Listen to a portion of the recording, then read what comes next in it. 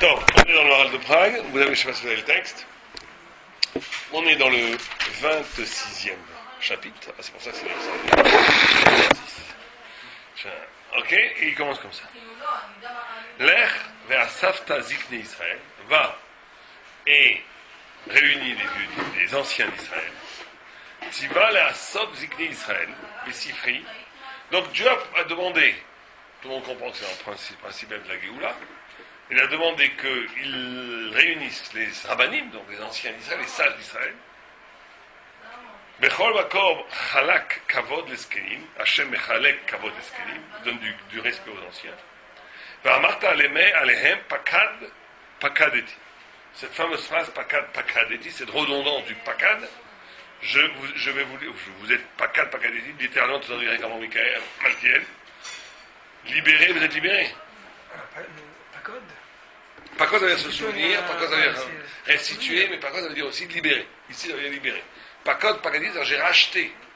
J'ai libéré. C'est un instant de Géoula. Tu veux dire Pada, tu veux dire oui. Mais Pakad, c'est aussi une notion de rachat et de libération.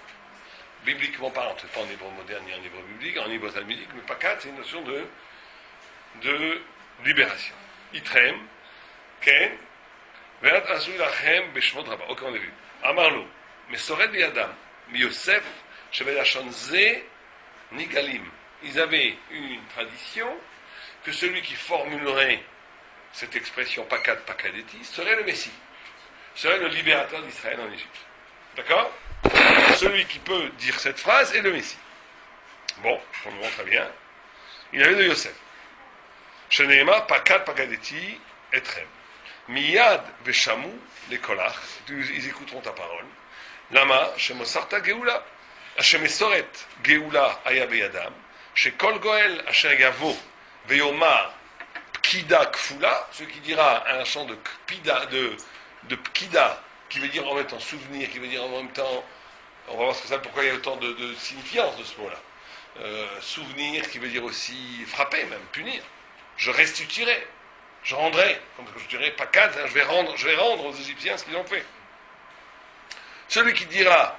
Par quoi change la zéchira et la pkida? C'est quoi la différence en fait? La zéchira, il va en parler après. Tu vas voir, il va en parler après de la zéchira. C'est marrant que tu dis ça. Kfula, Goel, Shelemet. Non, c'est dans les Yalev ouais. Toujours cette. Ouais. Dans le Tirgoum de Yalev Yavo, enfin pas de Tirgoum, le Pirouche, qu'il y a dans les mots à mots, ils disent Pakad, c'est Samlev. C'est comme ça qu'ils traduisent. La kavana qu'il faut avoir, c'est que Dieu, il n'est pas simplement Shomé Atfila, il est Poked. Poked, ça veut dire qu'il écoute, qu'il Samlev. Qu'il prêtait attention. Comme ça qu'ils traduisent. Qu'est-ce qui est plus, une pkida ou une srira?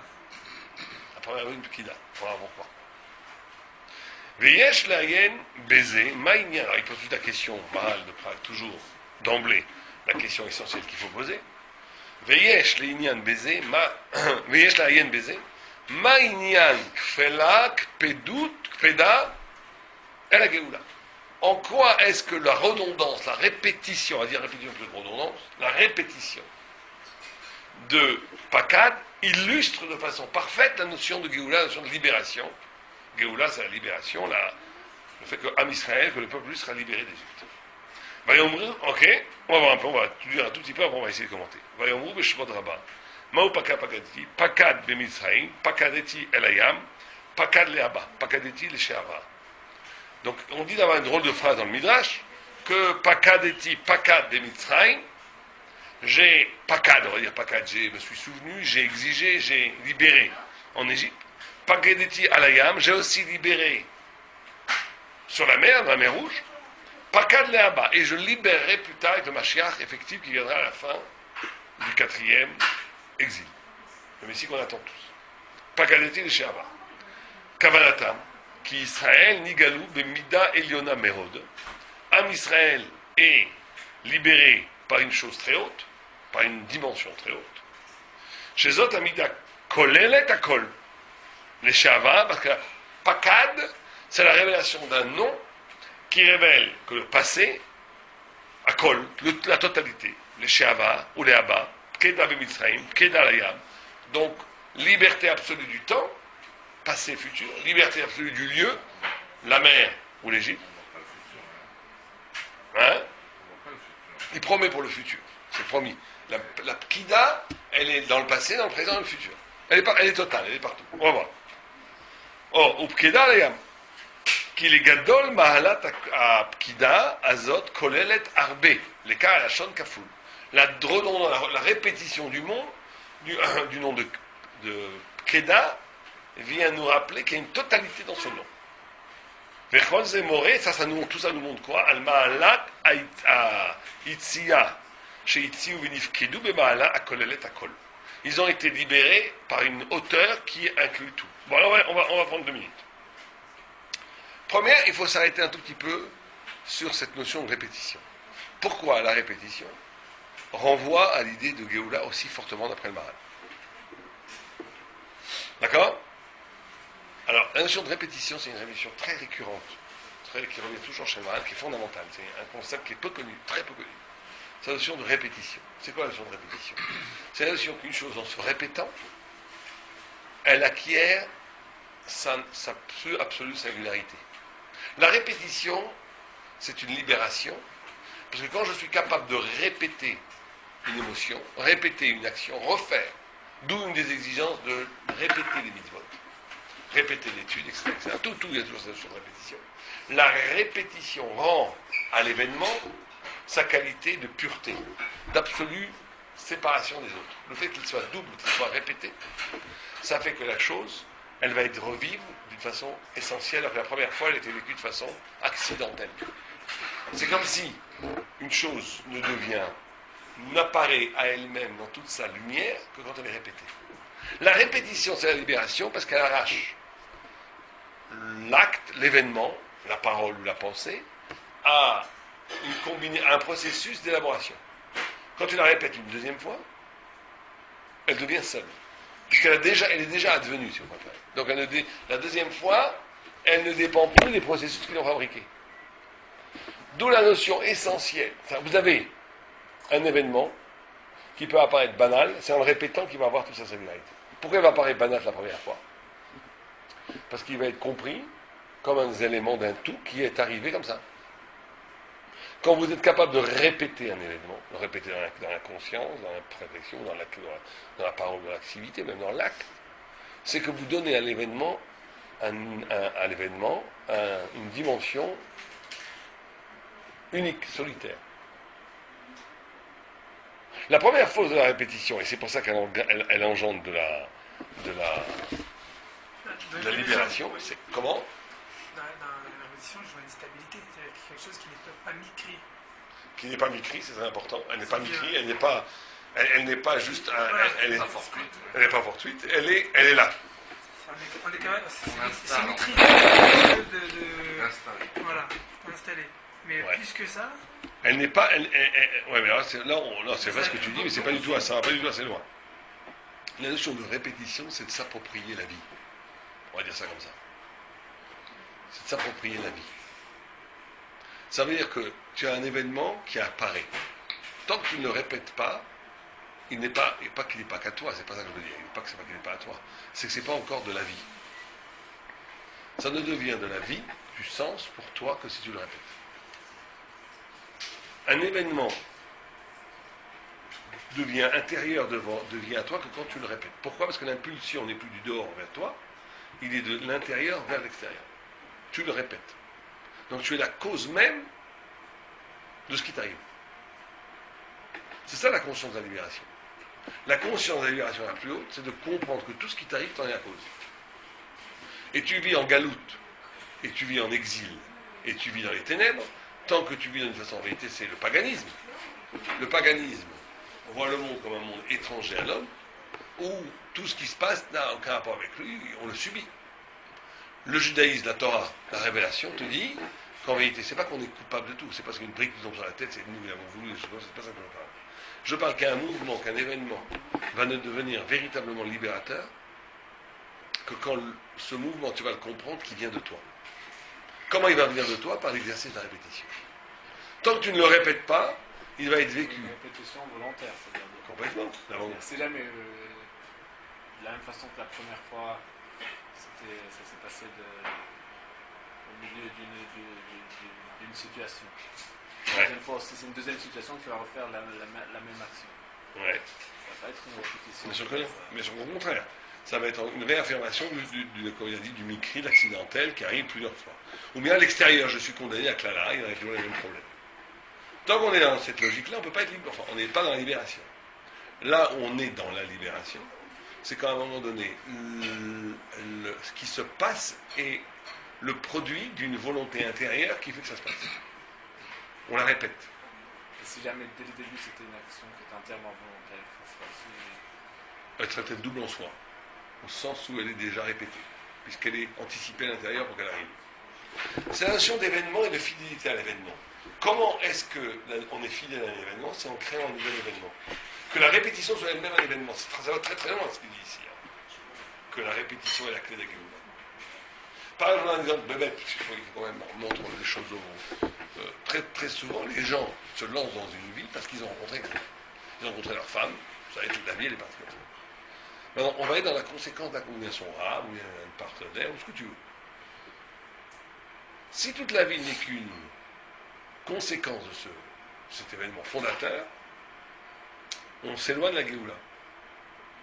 Il faut que le Messoubab, que ce qui vient de l'événement fondateur, soit lui-même un événement fondateur en tant que répétition. C'est comme ça qu'on grandit. C'est quand les effets de l'événement sont eux-mêmes des événements. Là, on répète. On répète le secret de l'origine dans tout ce qui va être le produit de cette origine. Quand on fait ça, on a une vie qui est tout le temps près de l'éveil, de l'arrachement, on n'est plus un instrument, on est actif dans le vécu. Et c'est ça qui libère. Sinon, on est instrumentalisé par la cause et l'effet, par le processus mondain des mondes, et donc on n'a plus la possibilité même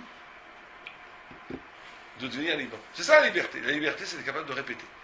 De répéter un événement qui est apparu comme quelque chose d'extérieur, et de comprendre fondamentalement qu'il est intérieur. C'est ça qu'on fait tous. Par exemple. On a rencontré sa femme. On dit c'est un accident. Tout le travail de l'homme juif, c'est de considérer que cette femme, elle est essentielle à mon existence. Que ma vie n'est pas concevable sans la femme. On la connaît.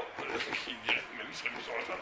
Mais la notion de répétition, c'est la notion d'intégrer. Que l'événement qui se passe n'est plus un événement, justement, de l'extérieur, mais une fidélité à l'engagement premier, c'est une fidélité, la notion de fidélité. La fidélité à un événement premier qui va se retrouver dans la conséquence de cet événement. En d'autres termes, il y a énormément d'événements fondateurs qui vont se pervertir dans la trahison de ce mouvement. On va en vérité trahir. On s'est marié pour aller avec Guillemets. Regardez, par exemple, je donne un exemple bidon, mais pour qu'on comprenne. Vous savez ce qui se passe aujourd'hui en Inde avec le microcrédit. Vous avez entendu parler de ça? Le microcrédit, c'était une invention géniale, où des banques, au début, considéraient que les pauvres ne pouvaient pas emprunter. Donc ils ont fait des microcrédits, genre de 200 euros, 300 euros, mais en millions, 80 millions de personnes ont pris le microcrédit en Inde. Vous imaginez? Et ça a aidé aux petits Indiens de commencer un petit business, acheter une vache pour traire de l'eau, je ne sais pas, des trucs comme ça. Donc on faisait un micro, on disait ces gens-là n'ont pas accès à la banque normale, parce que les banques ne s'intéressent pas. Ils ont fait tout un système bancaire du microcrédit. Au début, l'événement fondateur de ça, c'était un homme qui voulait en réalité faire du business peut-être, mais il voulait aider. Il voulait que tout un pan de la population indienne, dans le tiers-monde, dans tous les cas en Afrique aussi, puisse parvenir à une chaîne de production qui allait les mettre dans un chemin positif. Aujourd'hui, le microcrédit, c'est la raison principale des suicides. Il y a eu 80 suicides. Des gens qui ne peuvent pas rembourser leur microcrédit. Il y a énormément de gens qui ils ont appris ça juste pour en vérité. Et eux, ils sont rentrés dans une logique de la banque. Ils ont fait de l'argent, beaucoup d'argent. Plus d'argent que les banques traditionnelles. Parce que quand vous multipliez un microcrédit qui a des intérêts relativement forts par rapport. Quand vous empruntez $1 million, vous ne pouvez pas demander 1,3 million de retour. Alors quand vous prenez $200, vous faites un business, vous vendez 300. C'est rien sur 5 ans. Donc les retours étaient énormes. Donc ils ont rentré énormément d'argent. Ils sont rentrés dans une logique complètement commerciale. Ils ont trahi d'événements. Ils n'ont pas répété. Pourquoi? Parce que ça marchait bien.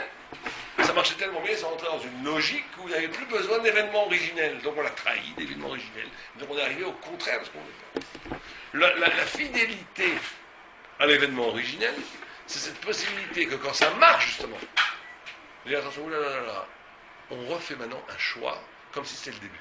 On réoriente, on reste fidèle à l'événement premier, on le répète. On le répète dans des circonstances beaucoup plus difficiles, puisque maintenant j'ai l'illusion de croire que je n'ai pas besoin de le choisir, puisqu'il est là. Mais non, il faut que tu choisisses encore. Sinon, tu vas automatiquement trahir.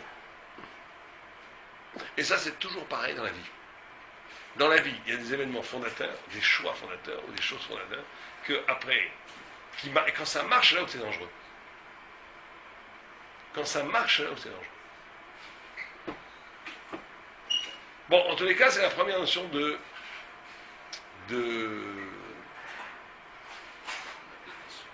répétition. Après, il continue en disant, la répétition, c'est quoi? C'est la totalité. C'est pour te montrer quand on dit que c'est pas un micré, mais que c'est avar, futur, présent, la mer, l'ishou. C'est-à-dire que la conscience, que la libération, c'est quoi? C'est cette conscience que d'une unité de tous les événements. Une unité qui unit tous les événements. Et une unité.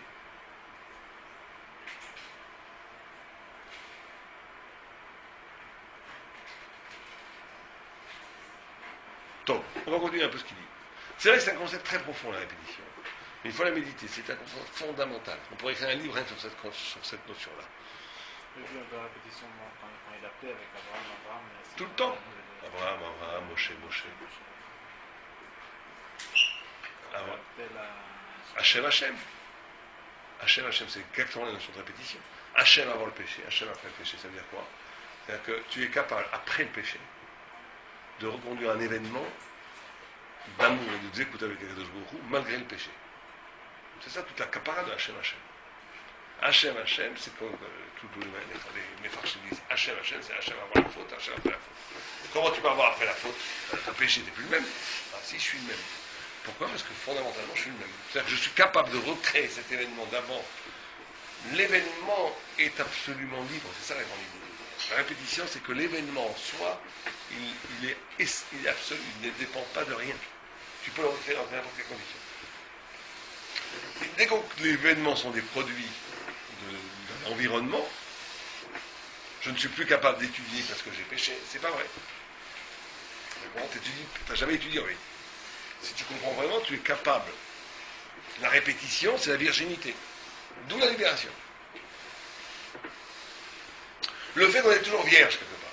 On est toujours devant. On peut toujours rester vierge. On n'est jamais sali jusqu'au bout, en tous les cas les juifs. Il y a une possibilité constante de recréer l'origine, le primal, le primordial. D'où la répétition. Bon, on continue un peu. Vas-y, lis un peu Malkiel. Donc il dit la shon apkeda gamken ve'atzmo kolel arbe. D'accord?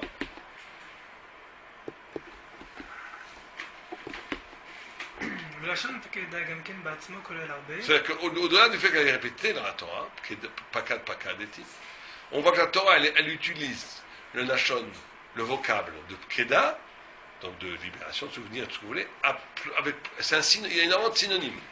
Alors, il va les énumérer, vas-y.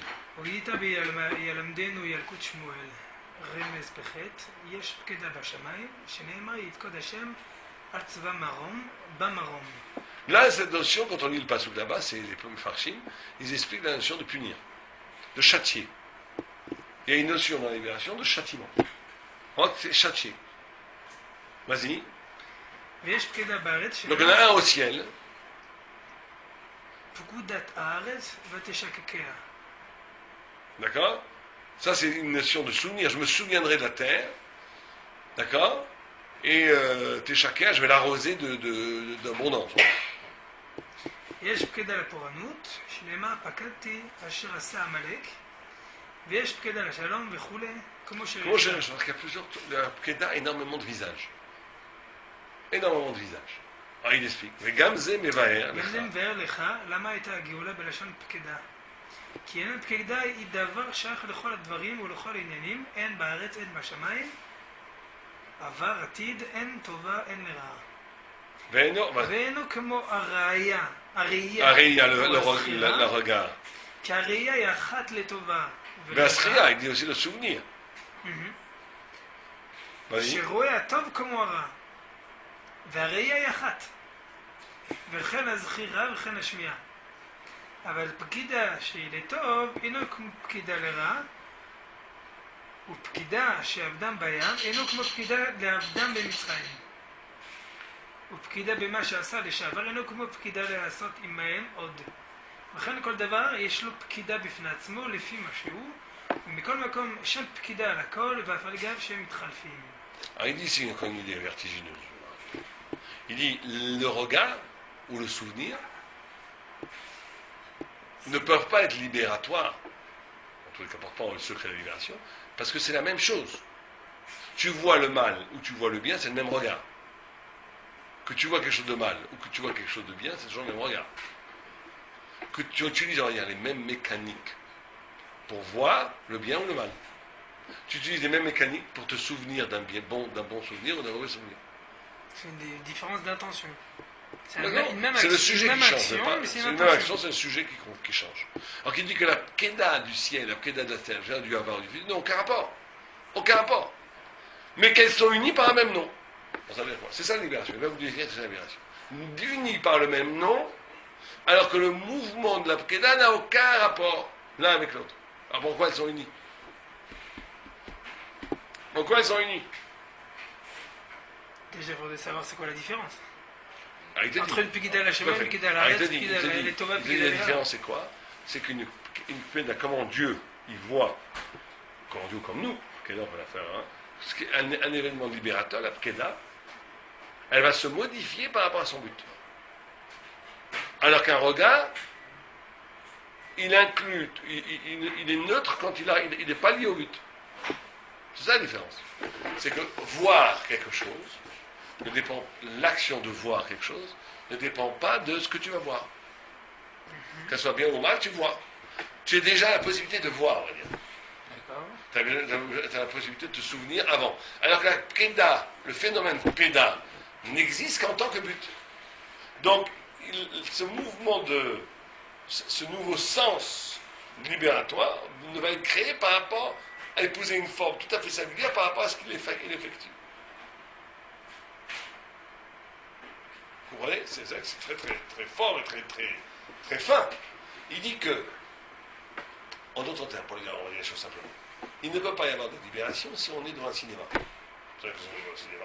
C'est-à-dire que si on a déjà un ornadigramme, on voit d'une certaine façon, et que ça c'est déjà préétabli, et que tout ce qui se passe dans le monde, ça peut être le plus merveilleux et extraordinaire possible, le plus terrible possible, ça ne modifiera pas notre place dans le monde. Parce que de voir une pâquerette, ou de voir un tsunami, ou de voir même Dieu donner la Torah sur le mont Sinaï, tout ça, c'est la même expérience spirituelle ou cognitive ou phénoménologique, tu vois. Donc en réalité, ce que tu vois va être d'emblée conditionné par le mouvement du regard. Donc il n'y a pas de fracture fondamentale dans ton regard par rapport à le statut d'être limité ou aliéné ou conditionné que tu es. Puisqu'il y a d'abord regard et après il y a ce qui rentre dans ton regard. Mais tout va se modeler par rapport à ton regard. Tout va être unifié par le regard. Le bien et le mal sont regardés de la même façon. On dirait qu'il y a une action qui est dans un sens opposé. Le regard, c'est ce qui va vers la chose, tandis que là, le pakod, c'est la chose qui va vers le monde. Tout à fait. Là, il donne le sens. Tout à fait. Là, c'est plus que ça. C'est que le pakod, il va développer en vous une perception du monde qui va être complètement façonnée par le pakod. Donc, être libre, c'est être capable de percevoir, arriver à la Géoula, c'est capable de percevoir un événement, une parole, une pensée ou ce que vous voulez, qui va modifier radicalement votre façon de percevoir. Votre façon de percevoir elle-même va être libératoire.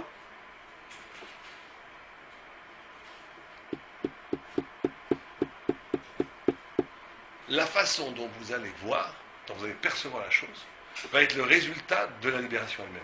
C'est pas que vous allez voir une libération, c'est pas qu'on voit une libération, c'est pas qu'on voit une libération, c'est pas qu'on voit Dieu. On ne peut pas voir Dieu. Par contre, on peut être frappé par une nouvelle façon de voir et comprendre les choses par rapport à l'éclat divin. C'est pour ça qu'il n'y a pas la notion du futur dans les deux.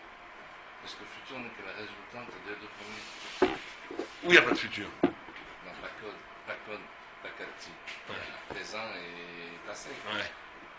Le futur n'est que le résultat de ces deux Ouais, actions. si vous voulez. Il est- il est Mais on dit aussi qu'à la fin de temps, il y a une... Ou là-bas, pas petit. Oui, mais il dit, mais on ne voit pas où. Non, il n'y a pas ce qui dit Vif code au Ça train. prend lui le futur. Vif code, il y a aussi le Alors, futur. dans l'expression, je dis, dans l'expression pakod, pakoti, il n'y a Mais pas les deux, de- c'est du passé, même pas code. Code. C'est pas code. pakodi. Alors attendez, on va s'arrêter, il faut comprendre ça, on va essayer de comprendre un petit peu. Comment est-ce qu'il dit ici? Il dit que l'expérience phénoménologique de la liberté, l'expérience existentielle de la vie de la liberté, c'est quand on est capable, non pas de voir le monde tel qu'on le voit nous, l'intégrer dans un regard neutre, mais de modifier que la chose soit tellement nouvelle qu'elle modifie notre perception de voir. C'est ça être libre. C'est ça atteindre un peu la Géoula. Atteindre la Géoula, c'est d'être là où le sujet, enfin l'objet plutôt, l'objet de perception devient lui-même formateur de la conscience. La conscience va être formée par l'objet. Alors que dès que j'ai une conscience préétablie qui va intégrer dans ma conscience préétablie toute l'organisation des objets, je fais du surplace. Je n'ai pas été frappé, arraché au statut de l'exil si je ne suis pas capable à un moment donné d'être modifié profondément dans ma façon de percevoir les choses, non pas à partir de moi là par contre, à partir de ce qui se présente à moi. C'est-à-dire que c'est la liberté, c'est la révélation et la Géoula elle-même qui me rend libre. Mais on est obligé de passer par là. C'est là, on parle de la personne, comment elle veut vivre la Géoula en quelque sorte. Non, Il dit que tout processus de Géoula, c'est comme ça.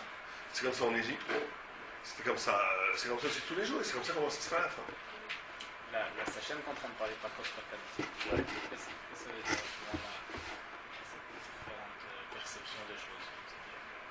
Ça veut dire que Hachem, il y a une façon de voir la vie. Si on prend des mots concrets pour nous. Un événement, tu le vois comment? Tu l'intègres dans ton regard, ou il modifie. C'est un homme j'ai repris à... Ouais. Comment c'est possible on parler d'Hachem? Hachem, c'est très simple. Ça veut dire que lui, Hachem, c'est pas qu'il. C'est que son anaga, quand il voit quelque chose, quand il se souvient de quelque chose, c'est quelque part, il est à l'extérieur de ce qu'il fait. Il voit, il se souvient. Donc, Pakadeti, ça veut dire qu'il va modifier le monde, l'événement. L'événement va être pure Géoula. C'est pas que je vois de la Géoula ou je crée de la Géoula, c'est que sa révélation elle-même est Géoula. La révélation elle-même elle est Géoula. C'est là, il y a une façon où Dieu se révèle où c'est en soi la Géoula.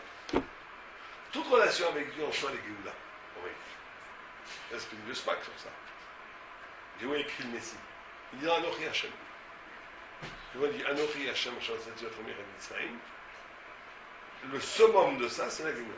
Il ne peut pas y avoir Anochi Hashem sans bonheur universel, c'est impossible. C'est contradictoire. Tu ne peux pas avoir Dieu est un bonheur universel. C'est impossible. Donc la promesse du bonheur universel, donc du messianisme, est inclue dans la révélation elle-même. Simplement là, il va de façon plus précise, il te dit, il y a un moment donné où la notion de liberté n'est plus inscrite dans un halal, dans un espace, comme un des éléments de la conscience, ou comme un des éléments du souvenir, ou comme un élément du regard. Parce que tant que c'est ça, c'est pas l'expérience de liberté. L'expérience de liberté de Géoula, c'est quand une nouvelle perception va apparaître parce que tu as touché un point de Géoula. C'est-à-dire que le sujet et l'objet sont annulés, il n'y en a plus qu'un. Ou plutôt le sujet s'éveille à l'objet sous les formes de l'objet. Qu'est-ce que ça veut dire concrètement? Comment je l'expliquerai? Par rapport à l'Agma, je pense qu'on peut y arriver. Où le texte lui-même, dans une sorte de scintillance du texte, tu ne vas pas simplement comprendre le texte. Ça va modifier fondamentalement ta façon de faire corps avec les idées du monde entier, tout. Parce qu'à un moment donné, c'est plus toi qui intègre dans ton savoir un savoir nouveau, c'est le savoir qui modifie complètement ta conception des choses, ta conscience. La conscience modifiée par le savoir. C'est ça la Géoula.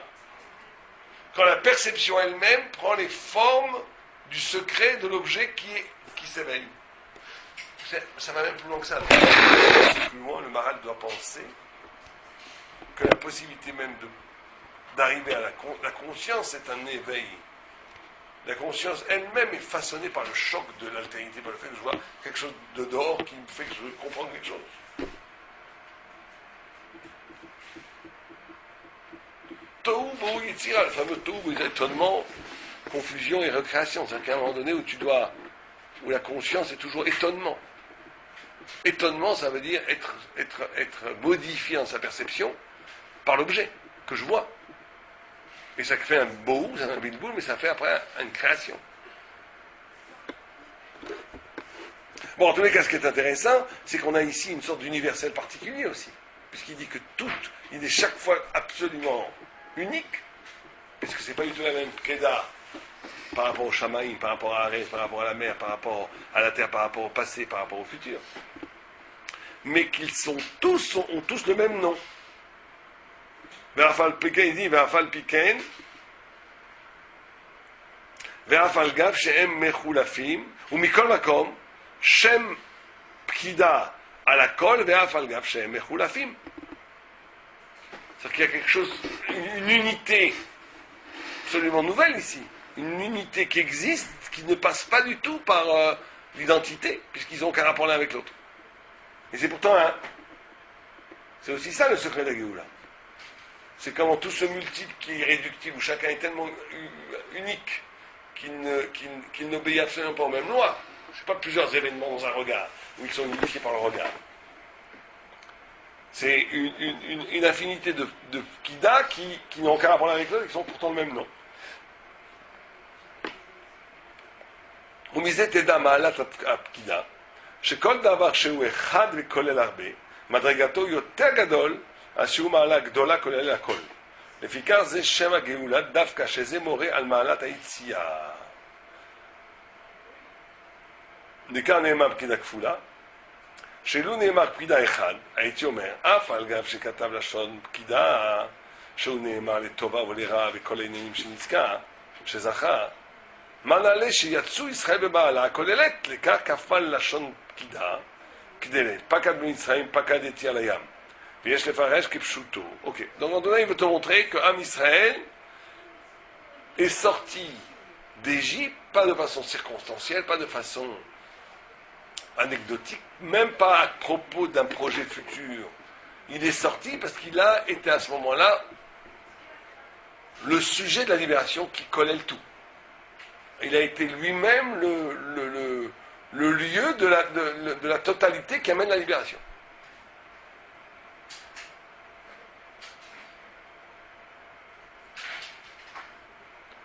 Oh.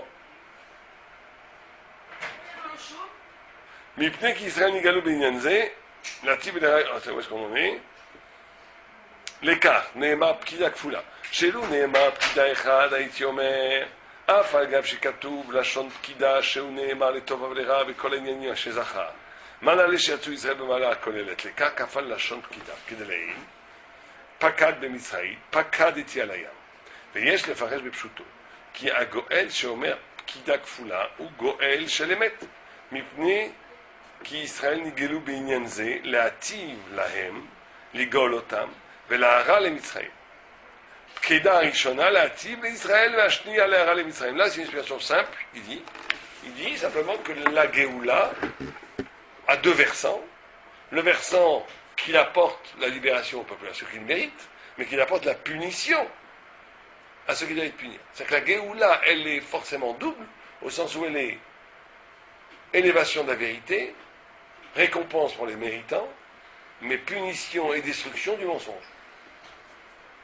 Il n'y a pas de Géoula sans ces deux mouvements. Ça c'est clair. Ça c'est simple.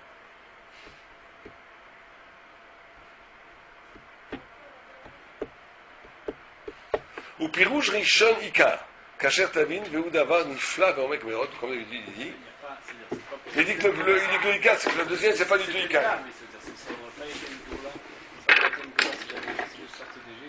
Non, parce que la Géoula, elle est forcément la destruction de ce qui t'a aliéné. Pas simplement. Si tu sors de prison et que la prison reste toujours debout, tu n'es jamais libre. Tu es un ancien prisonnier. C'est toujours là. Le système qui t'a aliéné existe. Alors que si tu sors et que tu brûles la prison, avec tout ce qu'il y a dedans et tout ce que tu fais en prison, tu es vraiment libre à ce moment-là. Tu as montré que tu es plus fort que la prison. Il ne va pas y avoir de liberté réelle pour un Israël si tout le système aliénant d'Égypte n'est pas détruit. Pas simplement psychologiquement parce que tu as peur d'y retourner, parce que ça ne peut pas exister ensemble. Si c'est une vraie libération, c'est-à-dire que tout ce qui était avant était faux, et donc si c'était faux, ça disparaît au sens même, c'est pas possible. La Géoula, c'est pas simplement t'arracher du mal, c'est de montrer que le mal en soi est bilti efshari, qu'il est impossible, qu'il doit s'autodissoudre. Le mal, c'est pour ça qu'à la fin des temps, on dit la fin des temps, il y aura. C'est pour ça une des raisons pour lesquelles Yaakov s'incline sur Esav, et que Rabbi Yehuda ainsi s'incline devant Antonin, dit certains Mefarshim, parce qu'ils reconnaissent dans le mal une qualité suprême qui est qu'il va montrer Dieu de façon des fois plus radicale que le bien. Comment? Quand le mal arrive au bout de lui-même, il va montrer Beatzmo qu'il est impossible, qu'il est bilti efshari, il va dire En od efes zulato. Il y a une façon de dire Emet, comment c'est le pasouk? Emet Malkenu, c'est sûr. Emet Malkenu, Emet Malkenu, ça c'est nous. Efes Zulato, c'est ça. Ça à un moment donné, elle n'est plus tellement loin, va arriver à une situation tellement de l'absurde que même eux, ils vont se dire c'est impossible. C'est plus possible. Et donc, le mal, quand il a tout épuisé, toutes ses ressources, et qu'il disent Enod Milvado, Efes Zulato. Donc sans Dieu, il n'y a rien, c'est Efes. Là, c'est à un moment donné une révélation du divin peut-être plus forte que la révélation du divin par le positif.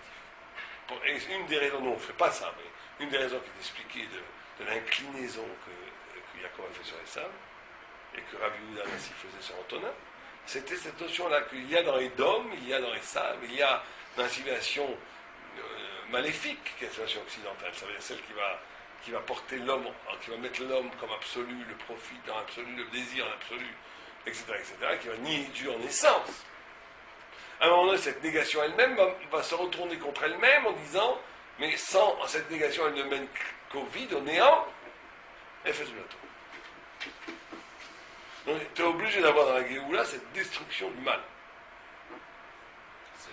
C'est de l'autodestruction d'ailleurs. Oui, mais c'est une destruction qui n'est pas d'autodestruction, parce que l'autodestruction, ça voudrait dire, ça envoie l'idée que de eux-mêmes ils se détruisent. Alors c'est pas ça. C'est la destruction, c'est qu'à un moment donné, il y a un effet sur la totale, il n'y a rien sans Dieu. Donc plus tu vas t'éloigner de Dieu, plus tu es dans le rien, mais il reste encore un peu de lumière pour que ce rien puisse faire illusion. Mais si tu es encore plus, il n'y a même plus de la lumière, il n'y a plus que des traces de lumière, ça tient encore. Mais quand tu es très loin et qu'il n'y a plus rien, tout s'écroule. Tout se dissout instantanément, il n'y a plus rien. Si tu vas tellement loin de Dieu, il n'y a plus d'être. S'il n'y a plus d'être, tu rejoins qui Dieu? C'est toutes les théories dont il faut se méfier énormément. Les franquistes, les colonistes de Chataisy, c'était surtout les franquistes. C'était des théories comme ça qui avaient très bien intégré cette notion. Et ils se sont dit, au lieu de devenir tzaddik par le bien, parce que c'est trop dur, allons jusqu'au bout de l'horreur, et ça va, on va rencontrer Dieu. Chaz de Shalom, on se piège. Mais il y a une logique. La logique est fausse dans la mesure où le rachat va dire la gloire de Dieu malgré lui, pas grâce à lui. À la fin, le tzaddik va dire le Kiddush Hashem, mais le rachat, c'est en brûlant qu'il va dire Enod Milvado. C'est sa propre flamme qui va faire le Kiddush Hashem. À la fin, il y a Milan Netzar, Dieu gagne tous. C'est d'abord c'est quelque chose qui ne fait pas la volonté de Dieu. Même le rachat fait la volonté de Dieu. Alors, le tzaddik, il a fait en le bien, en célébrant Hashem de lui-même, alors que le rachat va le faire en arrivant à sa propre destruction. Il fera le Kiddush Hashem comme ça. Et les gens à Paris qui ont fait souvent en boîte de nuit. À Ibiza, ils ont raconté, ils ont vu des monstres, je ne sais pas si ils ont appris, ils ont des hallucinations. Mais ils étaient tellement profonds à Touma qu'ils ont dit c'est plus possible. Et maintenant ils sont morts, je très religieux. C'est comme ça. Tom. Ils ont fait chacun